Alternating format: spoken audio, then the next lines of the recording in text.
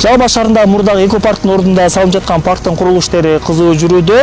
Жалпы парк 8,16 гектар жерде ээлеп жатат. Бул паркта иш-чаралар өтүүчү аянтча, балдар аянтчасы, спорттук аянтча жана ошондой эле шахмат ойноочу, стол теннисин ойноочу жайлар салынат.